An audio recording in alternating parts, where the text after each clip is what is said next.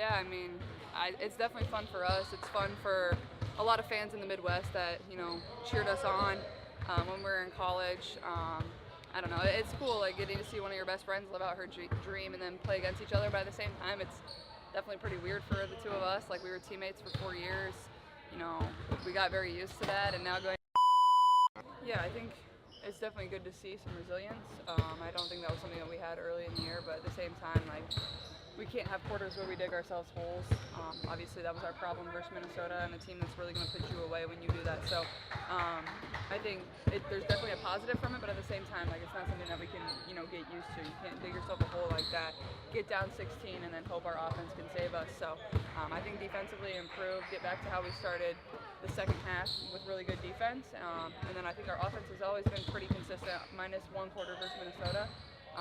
And once we're able to put the two together, I think we're pretty good. Kayla, you talked about resilience, especially considering where you guys came from. How did that build, I guess, from May to now? Yeah, I mean, I think that's probably what I'm most proud of is like we start 1-8, and that really stinks. But nobody ever quit. Like we came in here every single day and continued to work, and we knew we had a hard schedule to start. We had a young group. But at the same time, I thought there was a few games even within that time we went 1-8 where we could have easily won as well. We just weren't executing. We weren't really on the same page. We weren't playing the same way that we are now. So I'm proud of our group. Like we just continued to work and get better and be positive.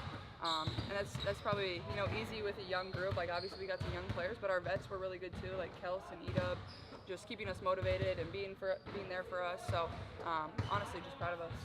When you look at picking up a player like Chelsea Gray, how would you describe her impact on the game as well as on the point guard position as a whole? Yeah, I mean, obviously one of the best point guards in our league and one of the best point guards to play. I think she just sees everything before it happens, one of the best passers.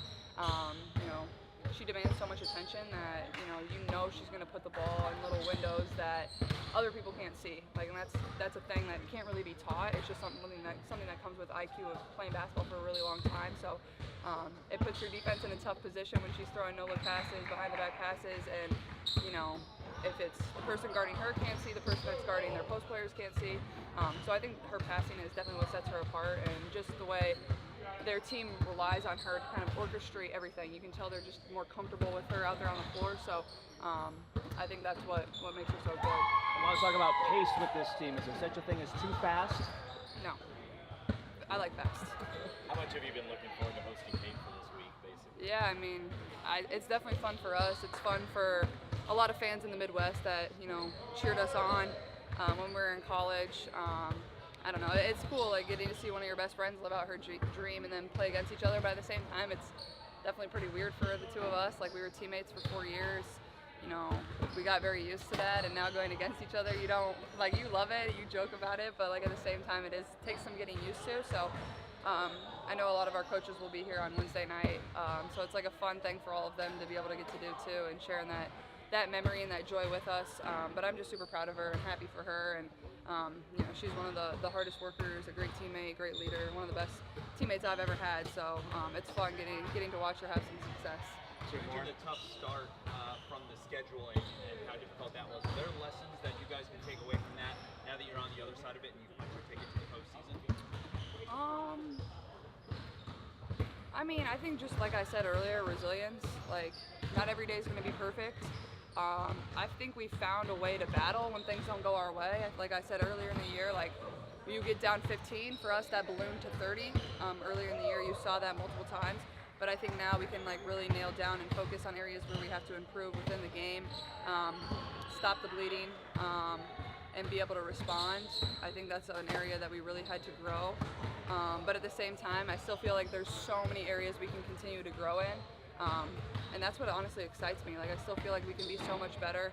I feel like our last 2 games haven't been exactly to the standard that we would want them to be in. So I think having these couple days, rather than just a day of prep, having a day where you can come in and practice hard and get ready and get prepared for 2 really tough games in a row, I think is good for us. Last one. Caitlin, you grew up watching the league. You're now a rookie in the league. Las Vegas comes to town Wednesday. What are your thoughts to the numbers that AJ Wilson has been putting up this season? Yeah, she's pretty incredible. I mean, you watch her and it's unguardable. There's nothing anybody can do to stop it. Like, she's just that dominant, whether it's her mid-range game, she can put it on the floor. She's just so athletic. but also she affects the game on both ends. Like, she's a really good defensive player, great rim protector, just so athletic, and obviously she's been able to shoot the three pretty well this year too. So it's fun to watch. I mean, like I said, like, everybody in the league knows you can't guard it. You basically just live with what she's going to do to you every single night. It's just you contain it as best you can, and she's going to make some shots that are really tough. And like I said, like it's going to be a tall task. It's going to take multiple people. You just hope to contain it the best you can.